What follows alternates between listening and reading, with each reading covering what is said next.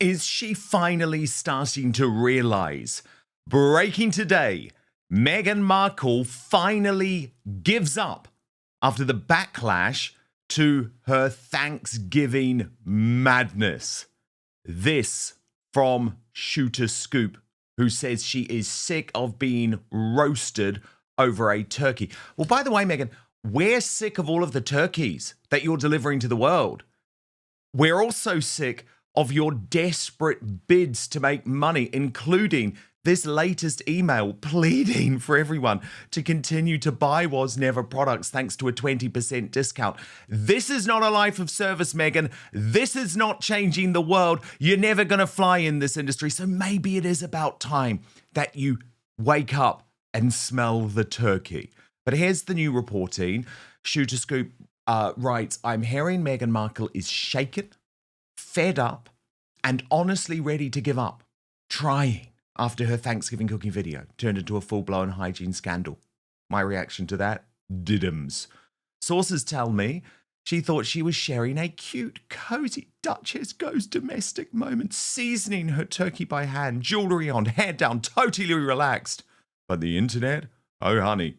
The internet tore her apart, and I mean tore her apart. Salmonella Sussex is now her nickname, deservedly. One insider told Shooter Scoop Meghan was devastated. It was supposed to be wholesome. She didn't think the world would drag her over a turkey. She's sick of being criticised no matter what she does. Behind the scenes, I'm hearing she's spiraled fast. She's told friends she feels like every tiny thing becomes ammunition against her. Another source whispered she said she's ready to give up sharing anything personal. She feels humiliated and blindsided. Meanwhile, the comments online went nuclear, people calling her unsanitary, dangerous, clueless, even comparing the poor bird to a biohazard scene. And get this, she was especially upset because just days earlier, she and Harry were baking cookies with Archie and Lily for charity, hoping to soften their image. This, not the follow-up she imagined. The hard truth, Meghan cannot win. Post nothing, she's cold. Post something, she's cringe. But I'm sorry, Angela Levin, our royal mastermind, Prince Harry's biographer who's with me now. I'm sorry. I have no sympathy. Yes, she should give up. She should give up because she sold the world a pup. None of us buy in to what she is selling. And also, she's just really goddamn terrible at it. It's mortifying. You're making me laugh. Well, I think this big show business that she's doing now, poor me, I'm so left behind and everybody can't understand all the very good ways of dealing with everything. She can't understand that. She could have done it years ago and actually worked hard to do things that were sensible, but not that, that turkey makes anybody feel sick looking at it. But also she would say this because they were cancelling what she's doing. So she has to pretend that she really wants to do that. You can't let her get somebody else say, well, I'm afraid we don't want you. And she feels, no, how can anybody feel like that? But really, she's got to agree that she doesn't want it. It's mainly her that knows that she doesn't want to do that. It's not actually saying, I'm really sorry. She's furious. How could anybody talk to her in that way disgusting. We're all disgusting. What she wants is the money. Exactly. What she wants is the money, and what she sees is the money slipping away. And of course, Angela, there is a serious side to this because there's always a family at play. There is the Markle family at play. And Thomas Markle Jr., who continues to look after Meghan's father, Thomas Markle Sr. in the Philippines, has just had enough. Watch. 'Tis the season to be jolly, because with Love Meghan, holiday plays like Netflix announcing, we're done. I have never seen anything so toe-curling, so bum-clenchingly fake, and so wildly hypocritical, so we did the public service, my royal crack team, the Siddly Twins, P. Diner, and Lauren, the insider, sat through every last minute so you don't have to. Our verdict? This wasn't Christmas. It was fake mass. And if this is the big festive flex, it looks a lot like the end credits of a TV career. To you directly, Meghan Markle, and I hope you're fucking watching. This is how you want to go out, right? This is how it's gonna go down, right? Seriously. The lowest of the low is what you are. The lowest of the low is what you are. For the man who gave you everything, your whiny little, stingy little ass, your whole entire life. And this is how it's going to be. No phone calls, no text, no nothing to your dad whatsoever. My dad. You know, while I'm sitting here, you know, going fucking broke, seriously, because I can't get going. You know, I can't get going. Every day is a new day, and every day is like either good or the next day is really fucking bad. And I mean, Angela Liv, and there is a divide within the Markle family about whether Thomas Markle should be putting that out publicly. But I feel the point that he makes is completely fair. Like, how on earth can you try and bring us into your shitty Thanksgiving, Meghan, when your dad is really struggling and needs just a tiny, teeny little bit of what you earn every single day, given he put his life savings into putting you through university, raising you when Doria was nowhere to be seen? Yeah, I mean, I think it's just one small bedroom that's they're in. I think it's very small. It's not that they've got a big flat or anything, so the whole thing must be very difficult for both of them. There's no sort of room for him to walk up and down a little bit or anything. No, it's absolutely tragic. But you see, Meghan thinks she's now in the super class, and I think this will be another idea that she should realise and take on board, that actually food might be rotten, but she's actually also rotten to her father, and that she should actually behave herself and see what she can do.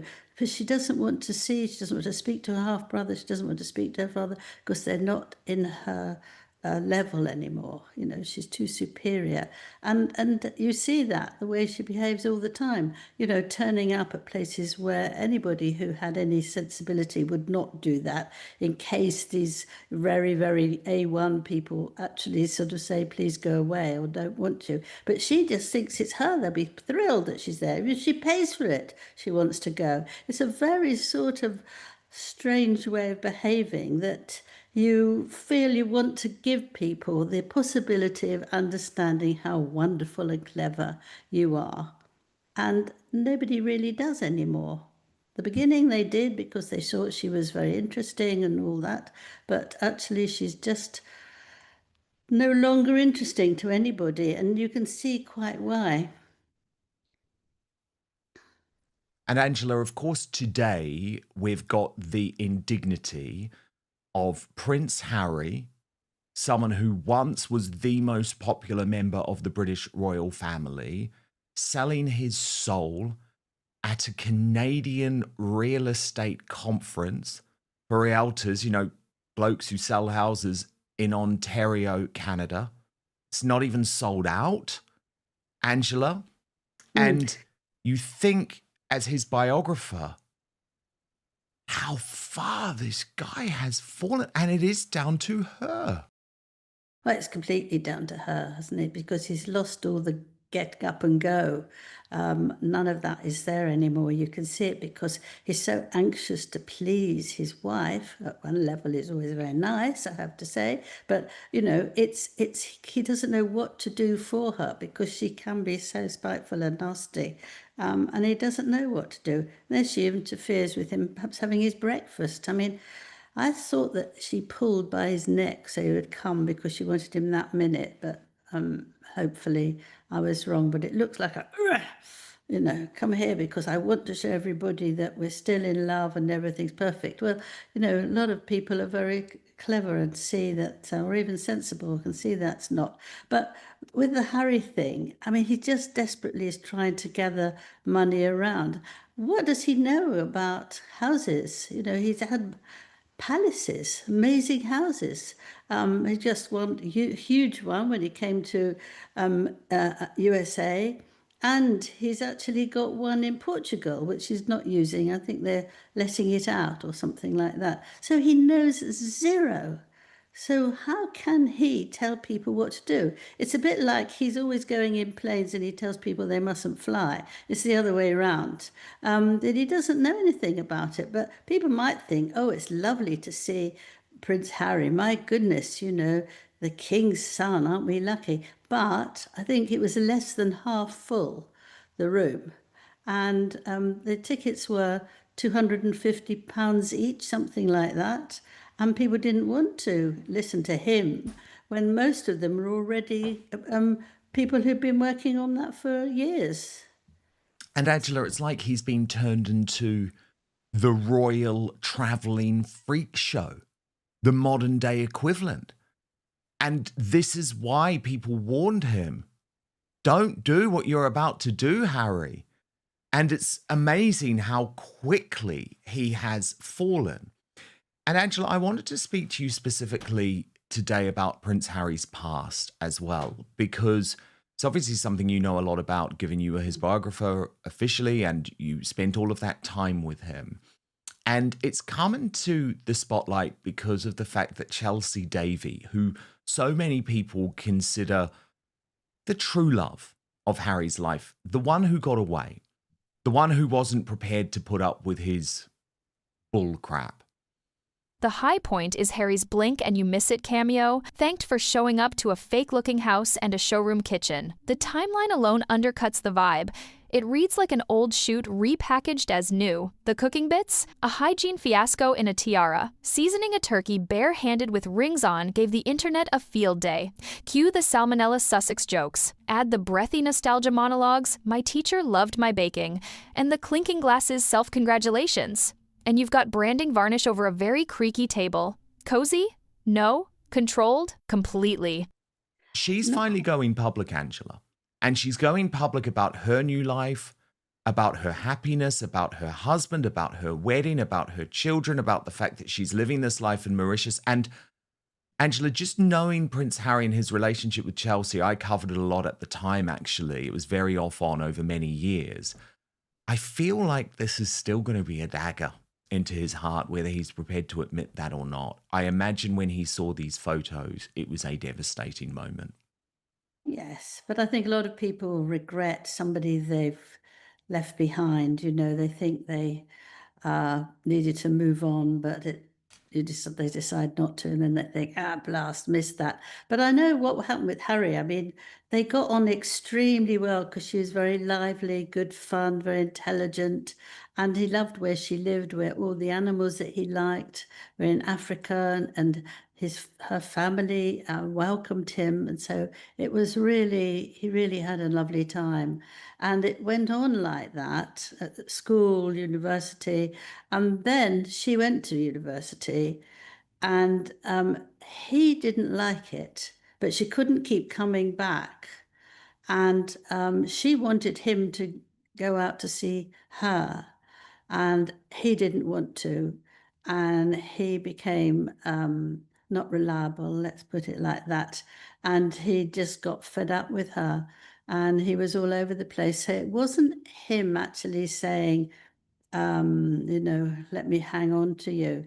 He just behaved like a very silly boy. He was a beautiful girl who was good fun, charming, knowledgeable, and all that. And he just decided that he wanted to be a mischievous person again and do what he wanted. From her side, she found it very difficult to cope with all the people who were around them all the time. Quite understandably, it's quite difficult if people are calling you or coming up to you if you're sitting together somewhere watching football and they keep saying, oh, hello, and all that sort of stuff, which she found embarrassing and difficult, and she didn't really know how to deal with that. Where, of course, Harry did. And so it just started growing away. And they were very young. She was very young. And I think that that in the pot, it was difficult for her. But she was very, very upset afterwards that she'd lost him, because she did like him for him very much. he became very unhappy because he made a fool of it. And Yeah, and isn't that the key line, Angela? yes, She I was just going liked to say him that. for him.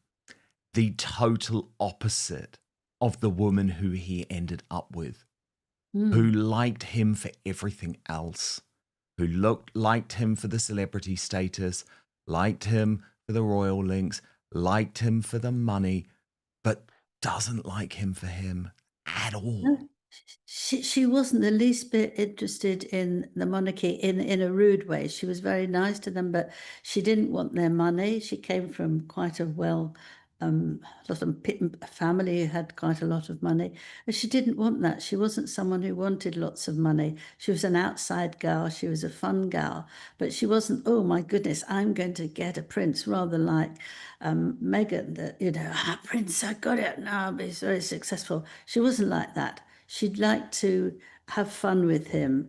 And I think the errors about his behavior, which she understood very well, she could have handled, but he didn't really let her. I think she would have brought out the best in him, actually. I mean, not they're drinking alcohol nonstop, but she's such a nice girl that he could have become, very easygoing and enjoy life in a different sort of way. And just to have been a very different sort of couple. But, they were both young, and it started when she was at school and him. So these relationships sometimes die off when they're just a bit older. But I'm very pleased she's happy. I really wanted her Oh, to she dodged a find. bullet. She dodged a bullet. Trust me, she dodged a bullet, and it's brilliant that she's very happy. And Angela, things have got even worse for Prince Harry this week with Robert Jobson, a man who we both know, the biographer of King Charles, very close to the court of the monarch, now putting forward the argument that Harry himself, Angela, should be removed from the line of succession. Now, this is just another blow because, of course, we've already got to the point where it's almost inevitable that William is going to strip him of his title, potentially strip him of his apparent birthright as a prince, just like has happened to Andrew Mountbatten Windsor. But Jobbo's actually going one step further and saying, no, that's not enough. That is not enough. As a non-working royal living in the United States, both Harry and his two children should not be in the line of succession whatsoever. Watch this. Can't have anomalies such as the Duke of Sussex, Prince Harry, being in line to the throne when he's rejected the throne. He's trashed his family. He does what he lives abroad. You can't have him. I think they got. What, should he be taken out of the I line think of so. I don't think he should be given. I don't think he should be the Duke of York, Duke of Sussex. I don't think he should be Prince Harry. Well, Andrew should therefore also be taken out of the line. Absolutely, without a question. I think the line of succession needs to be much clearer than it is. I think. Wow, I think okay. that because you've got these situations where, what if there was a terrible accident? As it stands, Prince Harry could be king. Now, given what's happened, I don't think that's. He's basically now effectively what is an American. He lives in America. He's rejected the idea of working for the monarchy. Although he says he didn't. He said he wanted it half in, half out. Well, you can't do that. I think really, in all honesty, it should be cut. So we have now at the moment down to Louis. There is no need really for any more. Now, Angela, it was very interesting for me, Robert Jobson putting this argument forward. I mean, he's close to the king and he's a traditionalist, and it just shows you, Angela, how much that Overton window is moving, how fast things are changing, and how bad that's going to be for Prince Harry and Meghan Markle. I mean, we think back to the Oprah Winfrey interview, Angela, where she was demanding, no, it's my children's birthright. I'm going to raise them in America. I hate the royal family, but they are a goddamn prince and princess. And look how quickly things have changed. Yes, they have changed. I agree that I think it's very wrong that he's still in the line.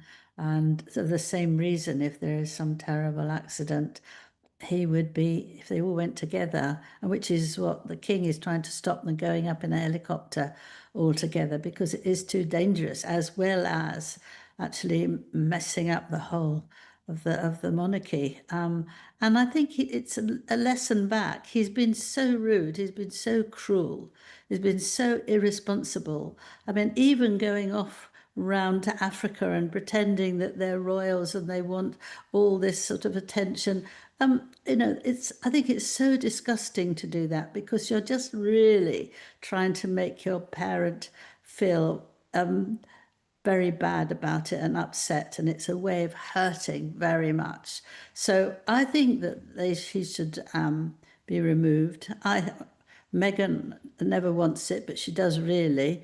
But she won't do anything, and you can't actually get her to change, because she would feel that she hadn't won the game, and she's still full of resentment about how people have talked to her and all that. And the little children don't know anything about it. And I think it's awful giving titles to small children when they're at school, because people will mock them and say, you're not a princess, you haven't got a crown, and all that sort of stuff. And I think also turning their faces from us is the cruelest thing that's going on and on and on. It's not trying to make us keen, I don't think, anyway, which Meghan must be doing, because the tension is going up until maybe you can see a little bit of the face or a little bit more. But I think that's absolute ridiculous way of behaving. And I think that it's very cruel that you can't let them be who they are. They don't see their family anyway, apart from her mother, and that they don't even know what it's like to have a family, a big family with cousins and all that. And I can't imagine that they would want to suddenly change into a sort of London type life. They won't. And I think that they shouldn't get any. They shouldn't be been called prince or princess. It's No. just not right. No, indeed. And Angela, the breaking news today is that Andrew Mountbatten Windsor has now officially been stripped of 2 more titles. He had held the Order of the Garter title since 2006, the Royal Victorian Order honour since 2011. I mean, this is sort of like the final humiliation. However, Angela, the royal formerly known as Prince is fighting back, certainly in regards to Royal Lodge. This reporting from Tom Sykes of The Royalist, who says he's in no rush to pack his bags. Now, Canal Citadel had an interesting take on this after it was revealed that Prince Edward pays a peppercorn rent for his Surrey mansion, writing, Prince Edward was attempting to mind his business, and here he is. There is nothing wrong with Prince Edward paying a peppercorn rent, on top of being a working royal, one of the most hard-working, who never gets any accolades, and yet consistently travelled to represent the crown. Prince Edward, and son of the Queen, was also entitled to a royal home. He pays rent. But all of this scrutiny on all working royals is what happens because Buckingham Palace allowed the Andrew situation to set fire to the monarchy before they would finally do what should have been done from the beginning. This is the lesson about having a decisive leader as opposed to a reactive leader. King Charles is a reactive leader. He does not lead from the front at times of crisis. He always reacts to backlash at the end. William is very different. And she says the more you wait to make a decision, the more the problem grows and infects the rest of the institution. Now, Edward is getting unnecessary scrutiny when he did nothing wrong. Good leadership starts at the head. When the head fails to lead properly, the entire body is affected. Angela, is that fair criticism of the king? Meghan sells the tree trimming as a family time capsule. Your whole story and ornaments, but the silence around the actual family story is louder than any carol. Viewers know the headlines. They know the estrangement. They've seen the clips of a proud father and a smiling daughter from back in the day. If you're pitching warmth, people expect at least a nod to complicated realities, especially at Christmas. When the narrative edits out the parts everyone already knows, the audience doesn't feel moved. They feel managed. And managed isn't merry. No. I don't think it is at all. I think the reason why he didn't take action beforehand was that he knew very, very much that his queen, his mother, particularly loved Andrew, And he didn't want to upset her. And I think when you lose a person in your family after they die, you don't want to go and do things that you know they wouldn't like. And I think he found that that would be very, very difficult for him. And what he did is he just hoped that Andrew would compromise and change and make life more calm. But the thing is, you see, Andrew's always thought that he's much better than the king, much better than Charles. As a second child and man child, he actually felt that he should get rid of Charles and he would be king because he was much more sensible, much more clever, and much more, energetic. It was dreadful that Charles liked flowers and reading and music. And so he tried very, very, very hard with the Queen not to let him get made king, despite the fact that he was the heir to the throne. And that's how he's done. And I think this behaviour at the moment is just to be nasty to Charles because he won't listen to him. He won't compromise. He won't actually follow what the best journey would be. He just absolutely has to make things difficult. So they come to companionship and they come to somewhere where they can agree on everything. And then Andrew says, oh, well, I can't leave early. I've got, other things on my mind. It'll take, a year or so before I get out. And you just think, bang, it's like a gong. Here he is back again. He will not actually let his brother control him. So for him to get into a big shouting match is actually going to be not a good idea. And William, as the next heir, is a different type of person altogether. And he can do things. He's got a hardness that he can go ahead and do this. But I think Charles, when he did decide to do something, was strong. And I think he's wonderful. I think he's wonderful with so many people, with young people who've been sleeping in the street and helping them, give them work and all that. And I think he's a very nice man with a good heart. Whereas Andrew is just an angry ball of anger. And he's just a nasty piece of work, and he wants to do what he wants to do, and he doesn't want his brother to overshadow him. Fascinating So I stand stuff up for him. I from found that. Angela Levin. No, indeed, of course, stand up for our king, our royal mastermind. But there is going to be much more from Angela over on Substack right now. And I've got to tell you too about our special show tomorrow. We are watching the With Love Meghan Christmas special, so you don't have to. And you can subscribe right now for a record discount to get the Royal Uncancelled After Show. First, with no advertising whatsoever, you can watch live or on demand.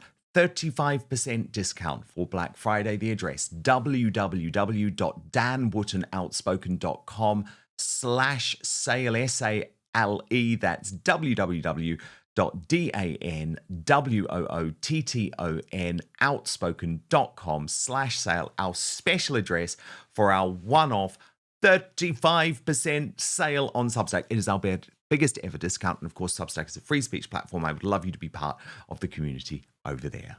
Guest segments should sparkle. These clanked. Will Guidera arrives and we get a seminar on unreasonable hospitality that somehow skips the basic hospitality of being fun. The Christmas cracker riff lands like homework. It's about love, while the practicals sweets? Confetti? Miss how crackers actually work in most homes. Then Naomi Osaka appears and the energy drops through the floor. Short answers, zero rapport, no real curiosity about her career or fashion designs. Finally, Tom Colicchio stops by. Meghan overpraises, Harry looks like he's waiting for permission to speak, and the couple chemistry reads caretaker and client. Meanwhile, the industry weather vane spun hard. Netflix barely surfaced the special, and other celebs conveniently crowded the same drop window. Translation, the market voted. Wrap it with a bow. This was the big holiday chance to reset the brand. Instead, it confirmed what critics have warned. No clear lane, no authenticity, and no audience appetite for a lifestyle empire built on borrowed shine.